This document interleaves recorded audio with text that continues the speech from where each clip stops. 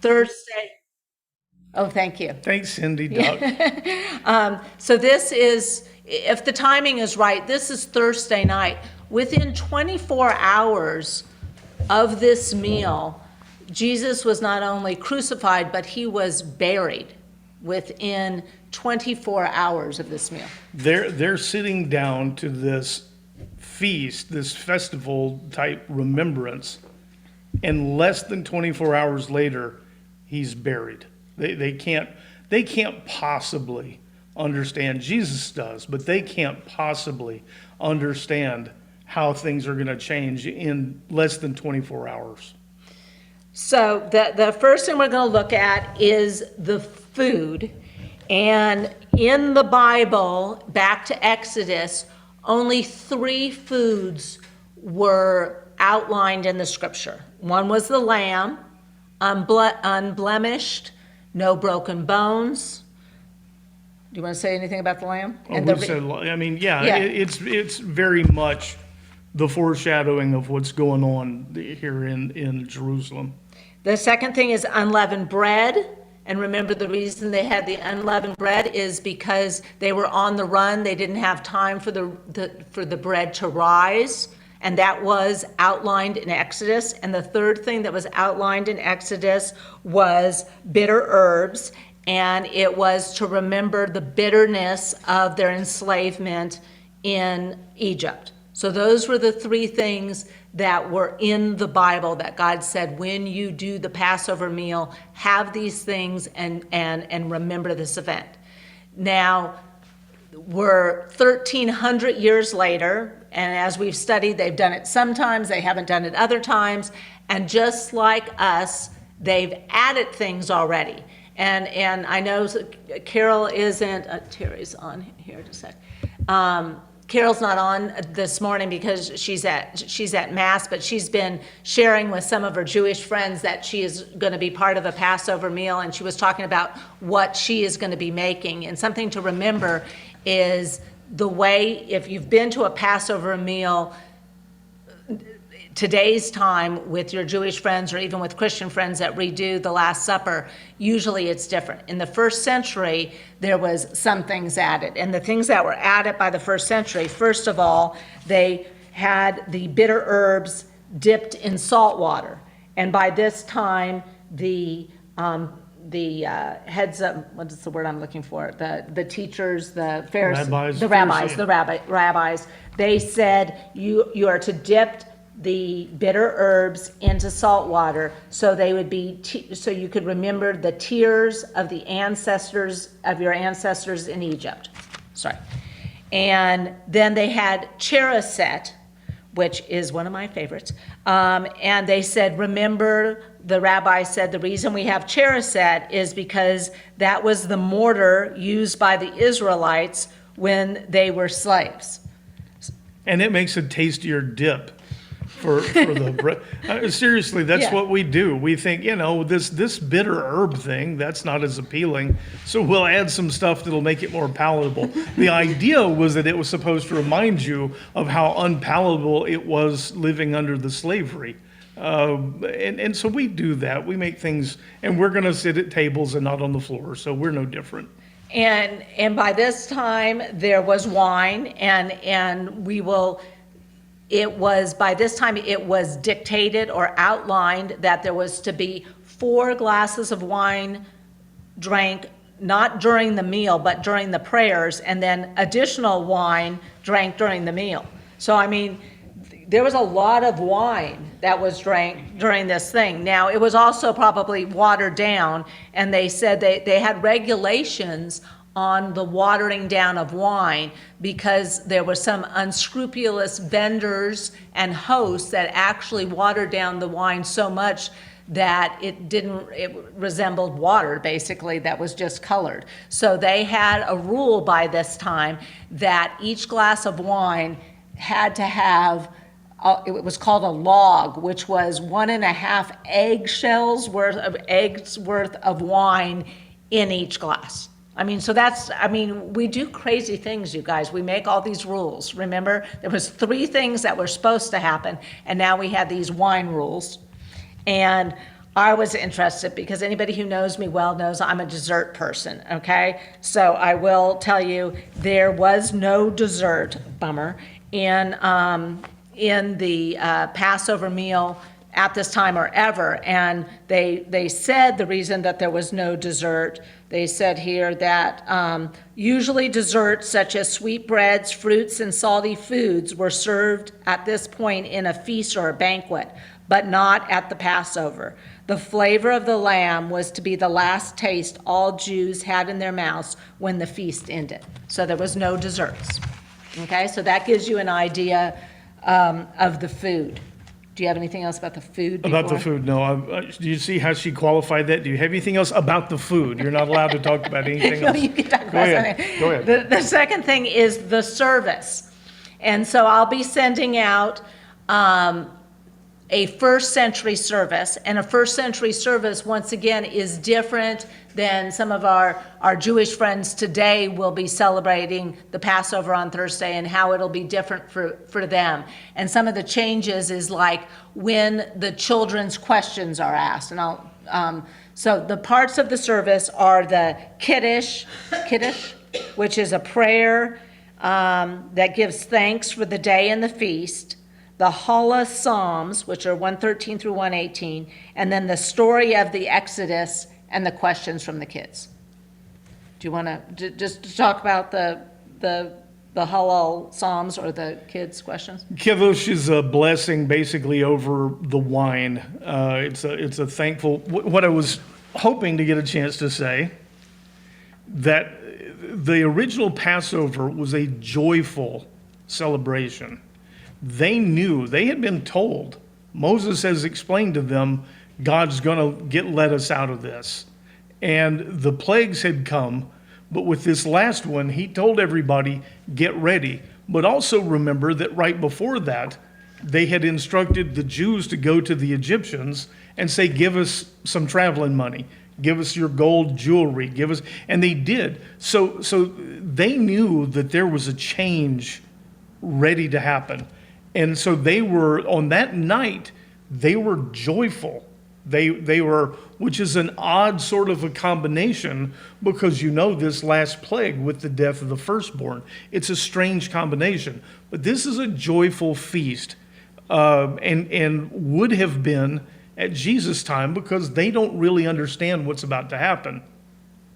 We had a pastor once that before communion, he always made a point of saying, this is the joyful feast of the Lord.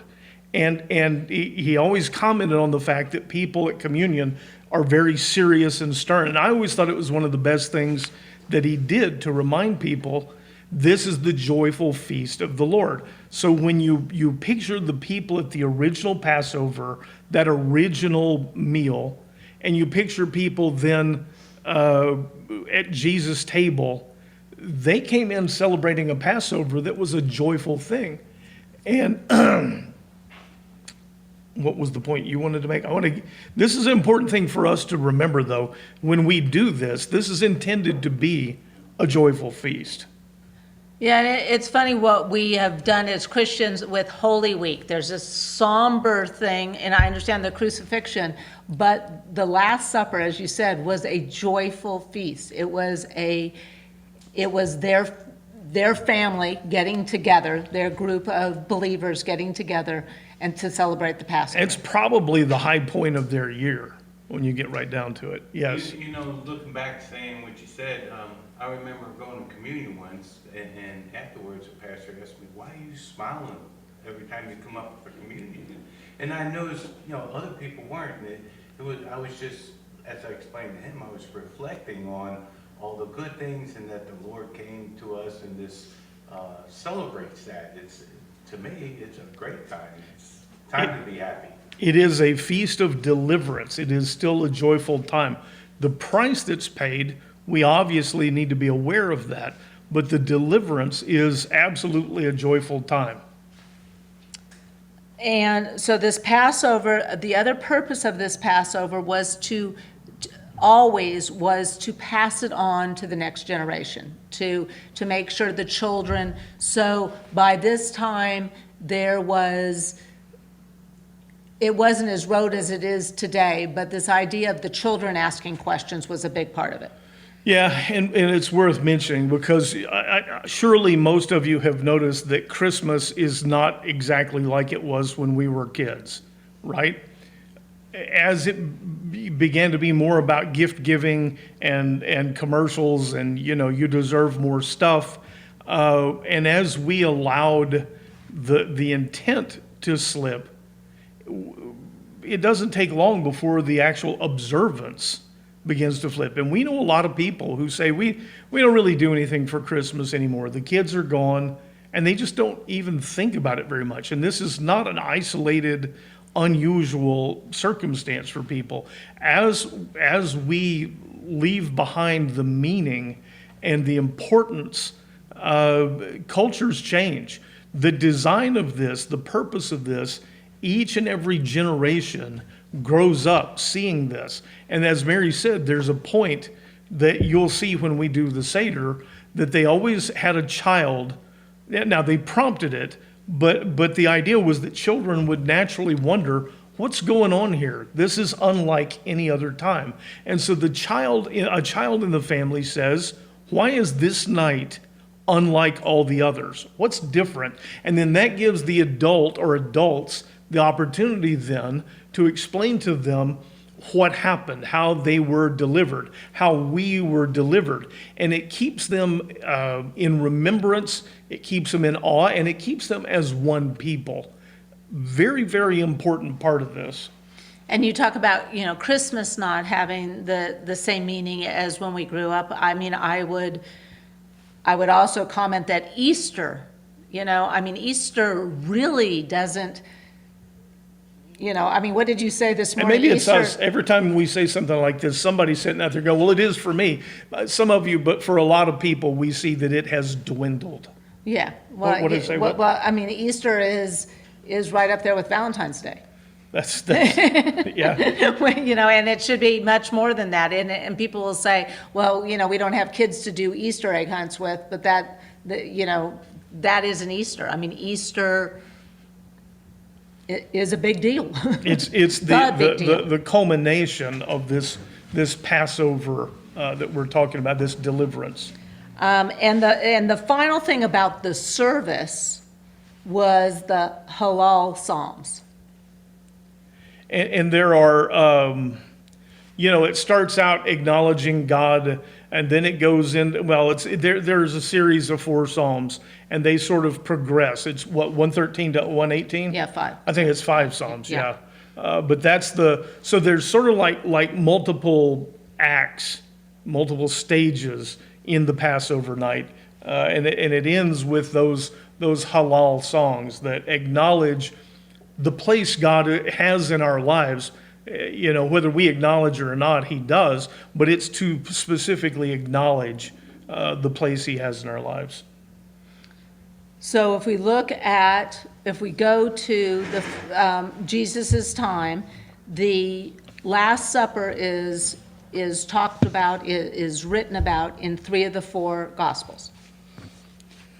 And it's Matthew, Mark, and Luke. Both have them. And Matthew and Mark Are almost identical. almost identical. And when you think, we've studied different things, and many times they're not identical at all, but they are so identical if you read the Last Supper in Matthew and Mark and know that they were both there. So that being the case, that's interesting. We're going to read it, but I want to set everything up before we read it, because you hear it differently setting it up that way. I do want to mention there's an incident that happens not too long before this that I always come back to, that Jesus had been out in the Judean wilderness and people are flocking to Him. The crowds are getting huge. And there are a lot of people who think this is the Messiah we've been looking for. He's gathering together an army, and there are going to be so many of us, we're going to rise up and then kick the Romans out, and because the crowds are huge. And the disciples, without a doubt, you see in some of their comments, they think they're a part of this big thing. And then there's this incident where there's a bunch of people, and He says, I'll tell you the truth. unless you eat of my flesh and drink of my blood, you won't see the kingdom of God, kingdom of heaven, kingdom of God. And people flip. This notion is too much. And it's kind of like they say, surely you don't really mean that. I mean, you didn't just say eat flesh and drink blood, right? Kosher food, kosher beef, all the blood's drained out. That's part of how they prepare. They don't do that. And the idea of eating his flesh, and they hear this and they go, you know what? This is a hard teaching. We can't get our arms around this. And they left. In mass, they left. And that was necessary because he's not raising an army. It was time for him to start this march to Jerusalem. But it was that statement of eating flesh and drinking blood that they abandoned him. And you can see the disciples are going, what just happened? This is not where we thought. And he goes to them privately after all these people have left. And he says, are you going to leave too? I mean, are you going to leave me too? And it's Peter, as it often is, who gives the answer, because he's either very bold or just unaware. But he says, are you going to leave me too? And Peter says, where else would we go? You have the keys to the kingdom. You have the keys to life. Where else would we go? And so they stay. And when we talk about faith, when we talk about they hear something, they absolutely do not understand. They just don't. But they know who he is. They as best as they can, and they stay. They are disciples. And the disciple says, I'm going to follow your teaching as you teach it. And so they stick. Well, now they hear this at this last table, this idea of my body, eating the flesh and drinking the blood. And I think maybe for the first time, they go back to that other incident and realize, oh, he's talking about, we knew it couldn't have been that. But I think they began to understand what it is. I think they would have remembered that. They couldn't have forgotten it. It was too big of an incident. And so now all of a sudden, they see these things all coming together. So remember, several days before the Last Supper, and we celebrate it today in Christian churches. It's Palm Sunday in Christian churches, and so the Sunday before this Thursday, Jesus is coming in to Jerusalem, and his triumphal entry. Yeah. And yet between Sunday and Thursday, things go downhill fast, or Thursday evening, Friday morning. And so that's important to recognize. He comes riding in, and they are chanting words from Psalms that are recognized as messianic Psalms. These are things that were written about the coming Messiah. And they're saying those things. Blessed is he who comes in the name of the Lord, for instance. And everyone recognizes this is a proclamation. This was prophesied as being about the Messiah, and they're saying it about him. And in the span of 3 days, of course, they kill him.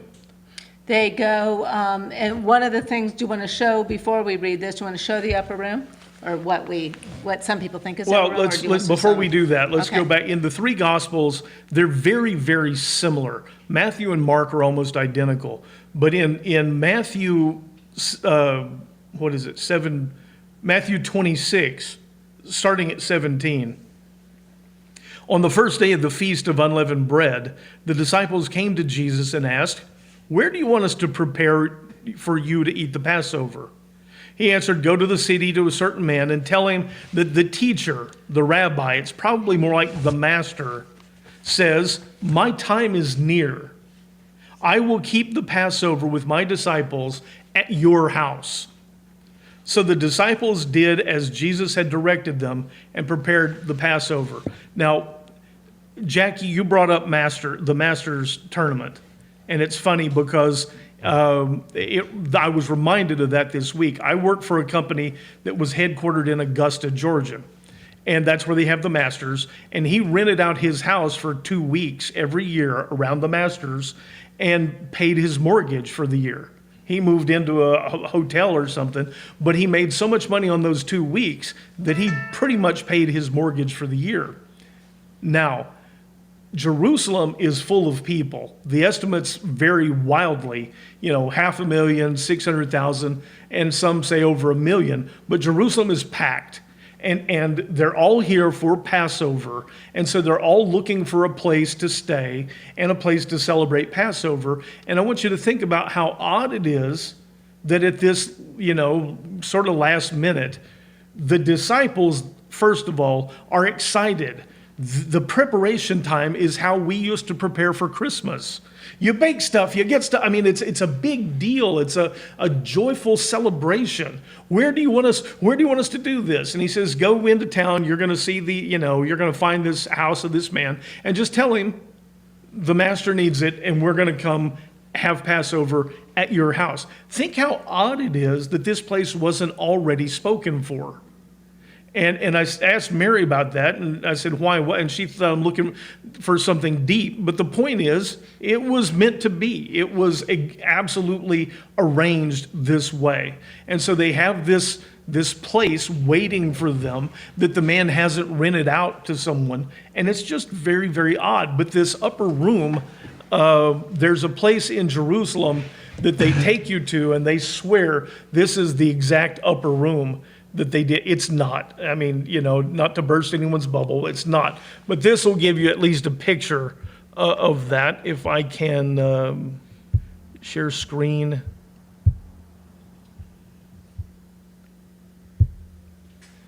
This is us in the upper room. You do. It's strangely the same, but strangely different. Ooh. And this thing is big enough for 100 people, but there's at least one reference in the scriptures that tells us there were more people there than the disciples. I don't think it was this big, but this is a room up above a living space In Jerusalem. in about the right area. So if it's easy to picture that, maybe that helps, but kind of a neat place. So I guess I want to go back before we read all of Matthew. The idea. That room is not a cheap room. What's that? That room is not a cheap. No. That's And the upper crust. that you're right. That would have been, that would have been a more than high end. And I think that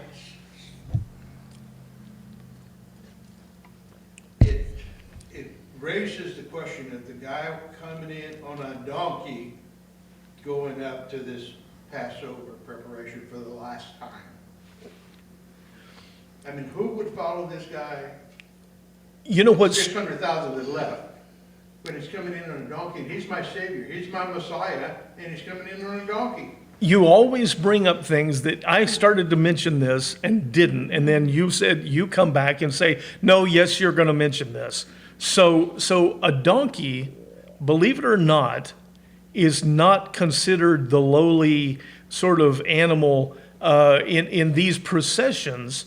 It's not uncommon for important people to come on a donkey rather than a horse. I've never understood it, but I've actually gone back and looked at, histories, not just commentaries, but histories. But it is, I understand what you're saying. The idea that he's come in on a donkey.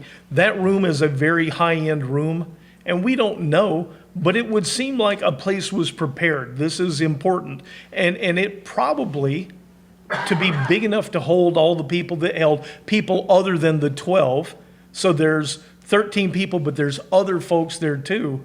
It probably would have been very, very expensive, and yet it seems that all they had to do was go up and say, the master says he needs your place, we'll be coming to your upper room to celebrate. And there's no real, certainly there's no mention of them having to pay for it. It certainly looks to me like this was ordained. This was prepared and waiting, and he knew it. Yeah, it's a good point. And this upper room, remember, we hear about this upper room for the next couple of weeks, if you will. I mean, this is where the disciples go back to when Jesus is crucified. This is the same room it appears to be that they're in when Jesus appears after the resurrection. So this room, they got to stay there, and It's an important place. it's an important place, whether it's this place or not, but just the expectations of what this room was like. So this preparation for the Passover, and there is controversy, as there is with a lot of this, about the timing. So I'm going to read one paragraph about the lamb, about how it went in Jerusalem itself, and then you can comment about whether we think it was this way for the disciples or not. And I'm going to read a couple paragraphs today from this book, The Food and the Feasts of Jesus, the original Mediterranean diet with Mediterranean menus and recipes. No fish? No fish. The sacrifices were likely considered as important an aspect of the Passover as the meal itself. They began at 4 p.m. and lasted 2 hours. Records written hundreds of years after the destruction of the temple state that the lambs were sacrificed together in 3 very large groups. Archaeologists and scholars tell us, however, that more likely long lines of pilgrims made their way to one of the thousands of priests. A male in the family killed the lamb by cutting its throat, and a priest helped by collecting the blood in a basin made of gold or silver. Another priest took the basin and threw it on the altar as an offering to God. The priest then took the lamb to a hook on the temple wall where it was skinned and the fat removed. Like the basin of blood, the fat was taken to the altar. The skin and the animal were returned to the pilgrim. The entire process of sacrifice lasted only about 10 minutes. They've reduced it to a factory. I mean, literally. They can't, to make it manageable, they let a third of the people into the temple courts and they close it off. And they do a third, and a third. And they do it on a massive scale. 1,000 priests. And they do it very, very quickly. And they run them through their, like I said, it's like an assembly line. And so a lot of the meaning and a lot of the attachment sort of gets lost in the process. But I don't know about that. No? No, because it's the communion thing. You prepare individually in a community, and you remember all the hard times that got you the exodus, the freedom, the deliverance. And if you don't do that, then you go through just the mass dinner. That's happening today. That happens today. I mean, we either go through the motions or we focus on the purpose. Right. And then you have to end, by choice, by faith, the deliverance, Easter. Right. Otherwise, you miss the whole thing. Well, And the thought is, on this one, did the disciples, when they were preparing for this Seder meal, this Passover meal, it appears that the timing were such that they did not go with their lamb to the temple to do this. That it was, I agree with that. it was more than likely, because when you read the rest of the story of Holy Week, as we call it, Jesus died at the time that the Passover lambs were being sacrificed as the temple. So think about it. Here's Jesus saying, we're gonna celebrate the Passover almost like the right way. Okay, we're gonna do it this. appears like that, yeah. We're gonna do it like God told Moses to do it, in a family group of 10 or 20 people, and we're going to, sacrifice the lamb, or, do the lamb. Go ahead. So I could spend the rest of my life. I did spend a lot of time this week. People argue about which day of the week all this stuff happened on, and they argue about it. I mean, they have incredible detail, and it's all different, and I could spend the rest of my life on it. And there's just a couple of things I would recommend. Don't get hung up on which day of the week. The Jewish calendar is a lunar calendar. And so Passover occurs at a different time of the year. It can vary by months each year, depending on how things fall together with their calendar. And then that also means that it's not the same day of the week. The Roman calendar and the Roman way of keeping time, the day, just like we do, the day begins at midnight. It goes from midnight to midnight. The Jews go from sundown to sundown. And so people get in and start trying to compare notes, and they're either trying to prove that the scriptures are inaccurate, or they're trying to prove that they don't measure up to the prophecies, or they're trying to find a way to prove that they do. And people just get all crazy about the exact dates and times and everything else. What we know is that there are actually two celebrations. They're mandated to be followed, but one is Passover and it's one day. The other one is the Feast of Unleavened Bread, and it's 7 days, right? Well, for convenience sake, they combine them all into one big long thing. And sometimes they say Passover when they mean the full 8 days. And sometimes they say the Feast of Unleavened Bread when they mean the full 8 days. It's almost impossible for us to go back and you know, you just have to understand, don't try and pick this thing apart. But the one thing we do know is that at the end of the Passover day, it's right after sundown that they eat the lamb. They do the preparation on Passover day, but it's right after sundown that they eat the lamb. So what happened was, when they started doing this at the temple, they moved the sacrifice of the lambs up until the last minute before the Feast of Unleavened Bread. So it's a thing where what the disciples and Jesus are doing are not being done at the same times that the big mass of people are. We're about a half a day off, and it confuses people to no end. They've already gone and sacrificed and prepared the lamb, and over at the temple, there's this massive 1,000+ priests with this factory assembly line going on, and the lamb is being sacrificed while they're talking about this other stuff. The lambs, pardon me, the Passover lambs for most people.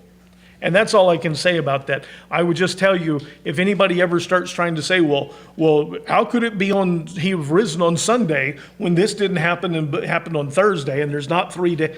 I could spend 2 hours and not even scratch the surface. And people will, the other thing they will say, was the Last Supper really a Passover meal? And yeah, it was.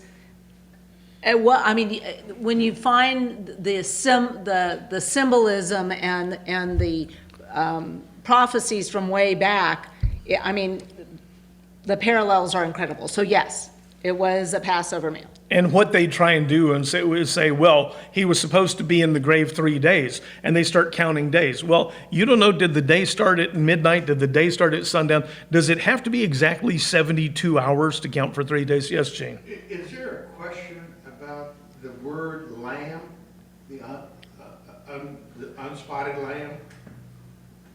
Because that's the prophecy for Jesus. That's the sub for Jesus. Yeah. You got this guy's out there working with the physical lamb. Yes. And missing the spiritual real lamb that the disciples had in the upper room. Now, is there a different word in the scripture for the lamb? How come they missed? It's easy for us in retrospect to say, how could you have missed it? But if I'm there at the moment, you're talking about a lamb. You're not talking about my Messiah. This is one of those times, and you're right in that the disciples don't really see this yet. They clearly do later, and Paul clearly does later, and it's talked about. But your question about the lamb, do they understand the parallel between the two? No, they just don't yet. Is there a different word?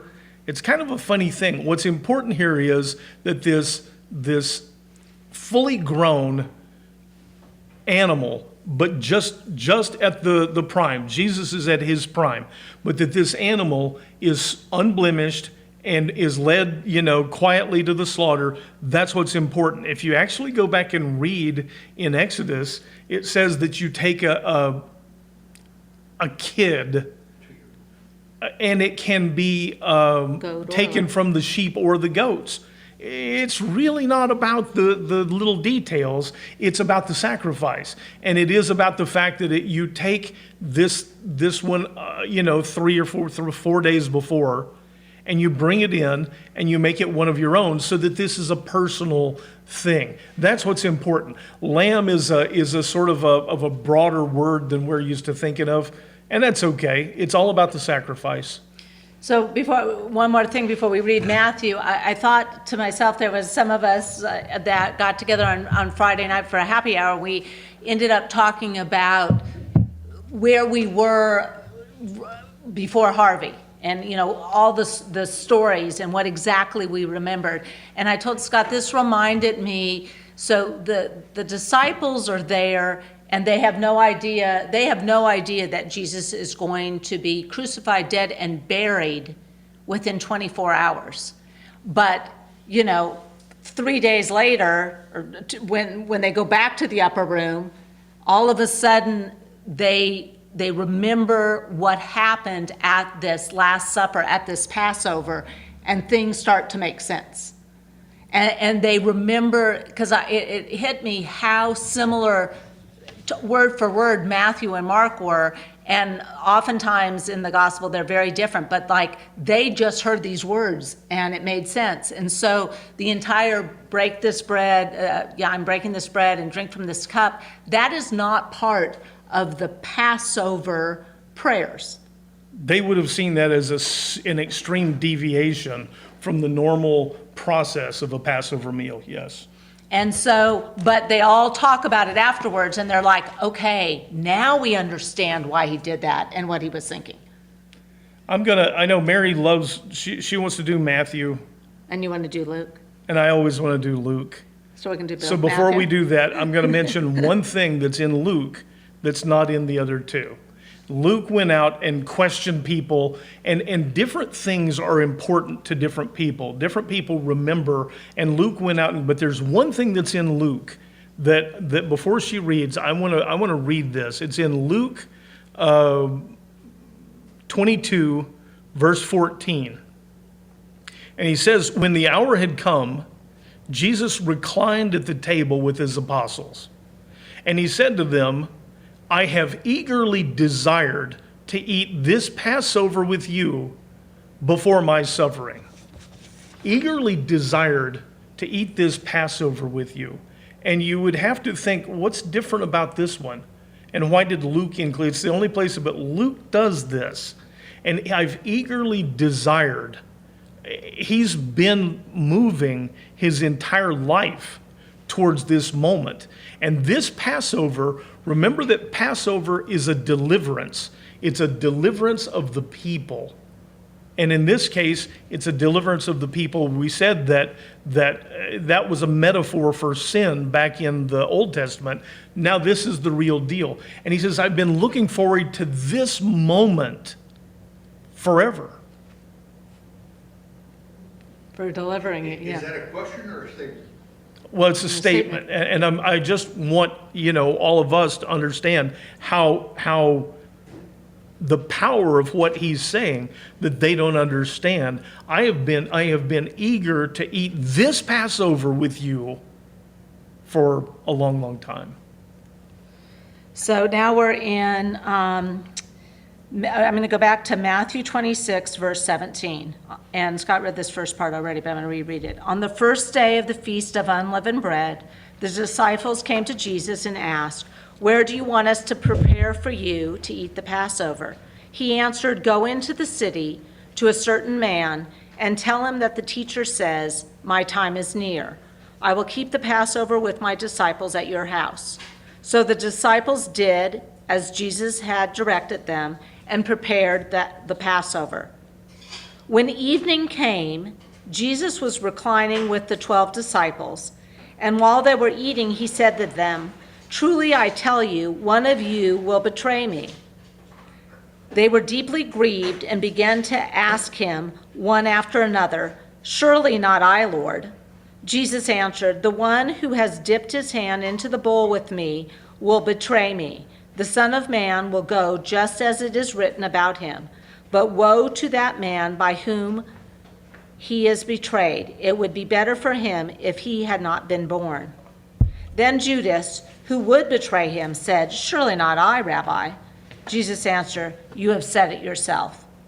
While they were eating, Jesus took the bread, spoke a blessing and broke it, and gave it to the disciples, saying, "Take and eat. This is my body."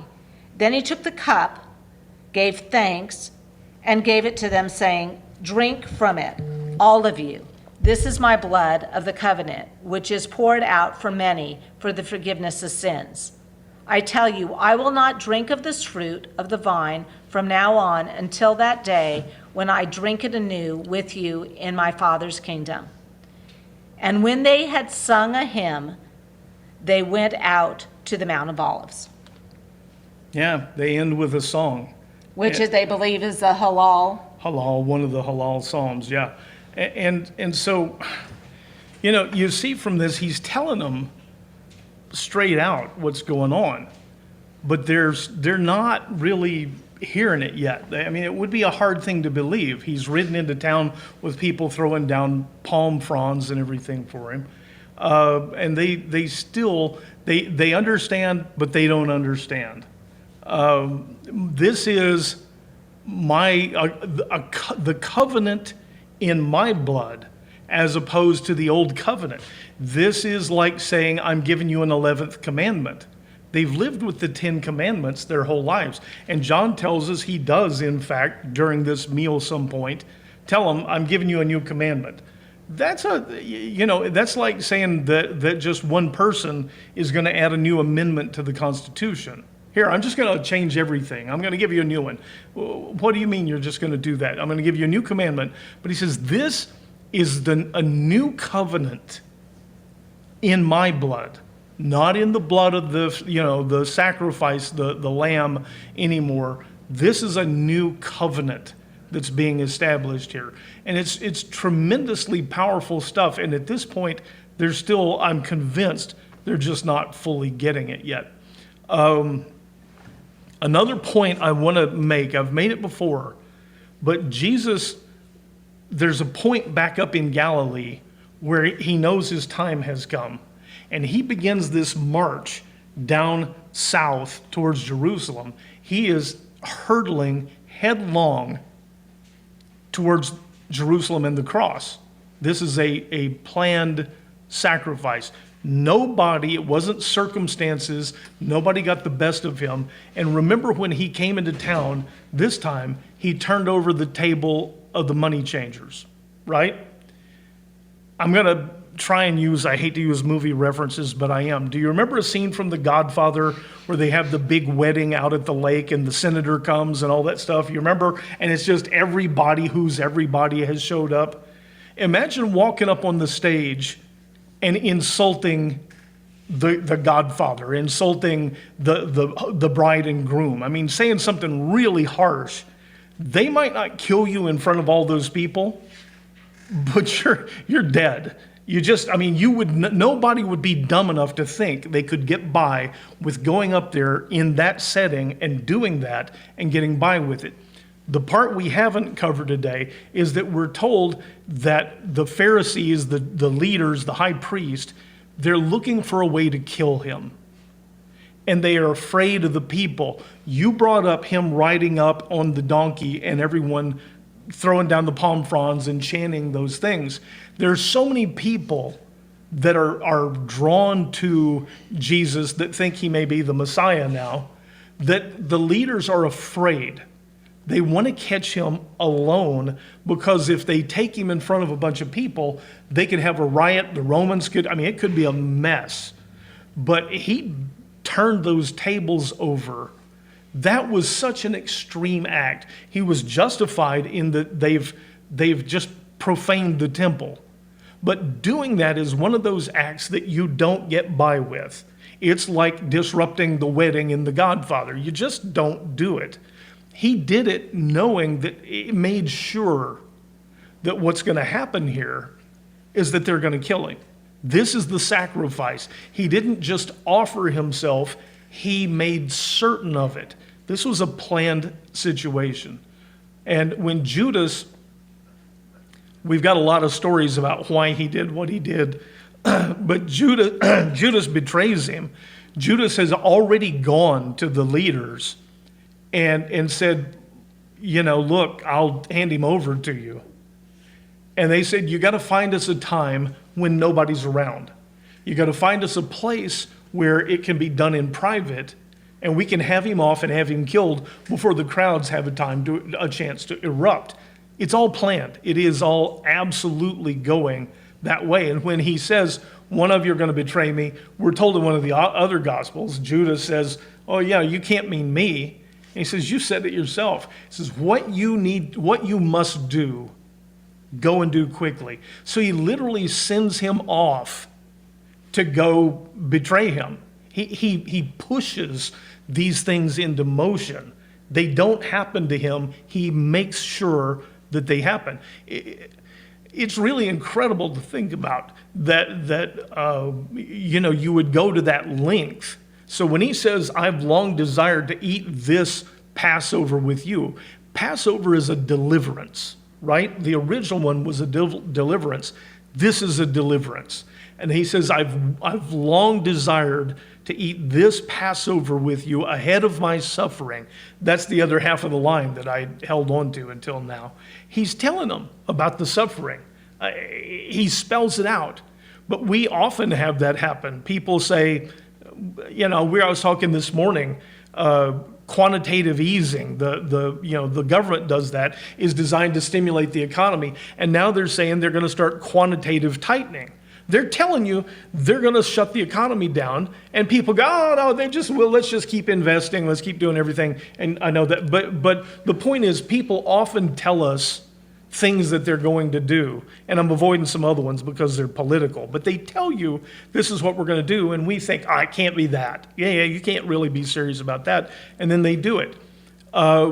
He's told them multiple times, and I'm sorry to interrupt, you got more reading to do, but he tells them this is what's happening, and it won't be until later that they look back and go, oh no. And wait, no, I wasn't going to read anymore. I was going to say, though, this Last Supper, remember, they couldn't start this Seder meal until sundown. So let's just say, for the sake of our calendar system, it's Thursday night. They start the Seder at sundown.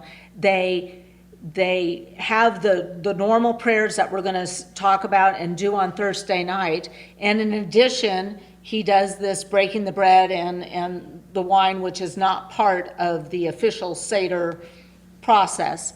They drink at least 4 glasses of wine. Most people say it's 4 glasses of wine, and then they drink wine during the meal. It's estimated that especially people in this socioeconomic thing would have eaten meat every 6 months. So, and they have to eat the whole lamb, and if they had 2 lambs, they had to eat all the lambs. And there was a thing I read, that they had permission at this time, how was it written? That if they fell asleep during the meal, they could wake somebody up so they would eat the rest of the lamb. So, I mean, they had to eat all the lamb, because I always thought, the next part is, first of all, they go to the Garden of Gethsemane to pray. Well, Judas has already left, so this must be something that Jesus does on a regular basis, because Judas knows where he's going to be. But it's late, you guys. It is late, and they have eaten and had this wonderful dinner together as a body of believers, as friends, as family. And I've always thought, isn't this horrible? He's told them to stay awake like 3 times, and they can't stay awake for Jesus. I'm thinking, well, they had 3 glasses of wine and a whole lamb. They're full of lamb and wine, and it's not, I mean, he's disappointed in them, but it's not this can't be understood why they did it. Yes? The thought about, Jesus tells them, they miss it. The disciples. He's at a whole different level. Yes. He says, am looking forward. I want to have this last Passover.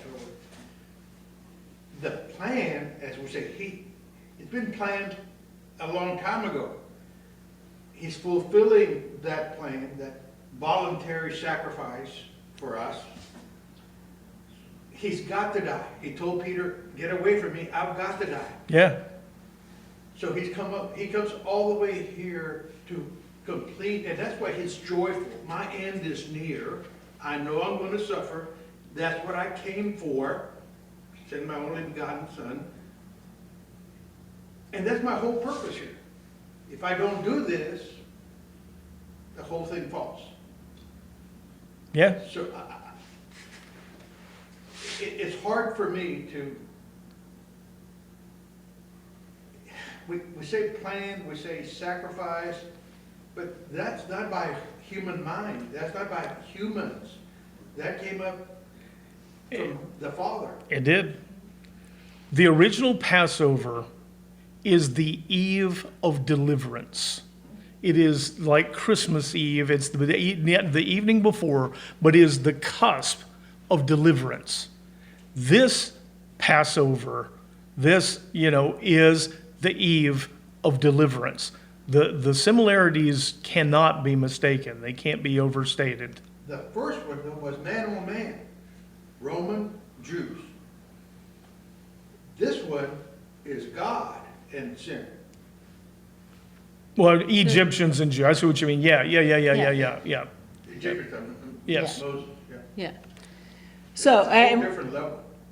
yeah, well, and what intrigues me is that they didn't understand it when it was happening, but, like I said, after the resurrection, this is the upper room is where Jesus appears to the disciples again, and they've been sitting there first after the crucifixion. They're up there scared to death thinking they're going to be next. Okay, then there's the fear, then there's the resurrection on Easter Sunday, and Jesus comes and appears to the disciples there. Then it all makes sense, and they didn't write this down till later, but that all of these words and what he said, and the idea that Luke, who wasn't there, but Luke interviewed everybody. Luke is like, what he was telling the disciples then was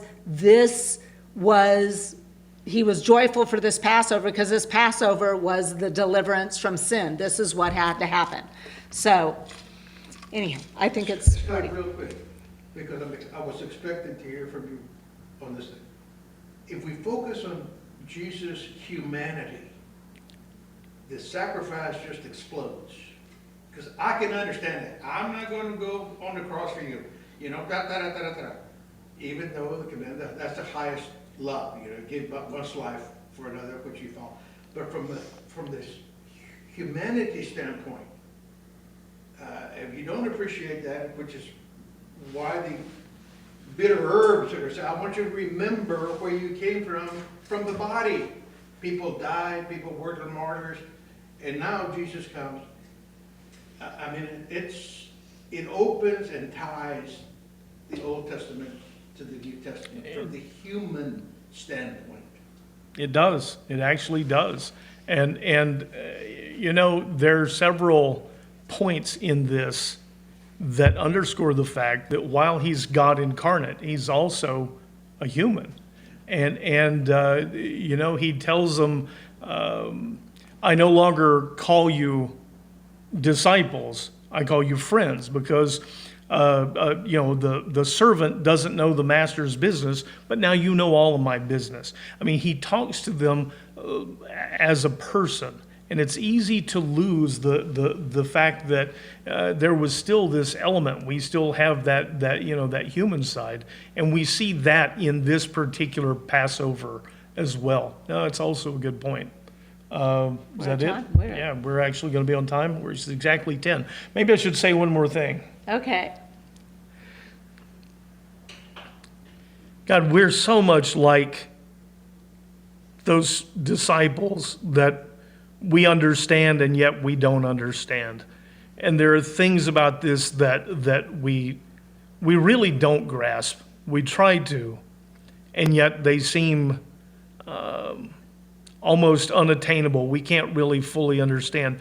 And we have to take those parts on faith, and we are so grateful that we see in these records, that we see in the words that you've left for us by people who were there, that you're someone that we can have faith in, that we can trust the parts that we don't fully grasp.